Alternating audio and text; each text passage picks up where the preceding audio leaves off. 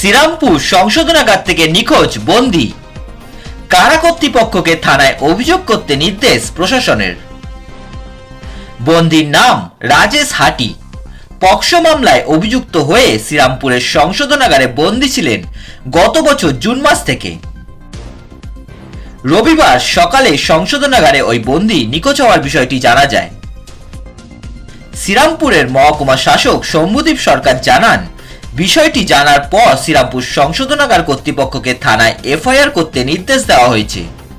বন্দী কিভাবে নিখোঁজ হলো সেই বিষয়টি খতিয়েও দেখা হচ্ছে। শ্রীরামপুরের পিয়ারাপুর ষষ্ঠীতলার বাসিন্দা রাজেশ হাটির বিরুদ্ধে রিষড়া এবং মগরা থানায় অভিযোগ রয়েছে। পক্সো মামলাতে অভিযুক্ত ওই বন্দী। শ্রীরামপুর সংশোধনাগারের ভিতর বাইরে সিসিটিভি ক্যামেরা রয়েছে। কারা কর্তৃপক্ষ জানিয়েছে সিসিটিভি ফুটেজ পুলিশকে দেওয়া হবে। সংশোধনাগার থেকে কিভাবে নিখোঁজ হলো বন্দী সেটা খতিয়ে দেখা হচ্ছে।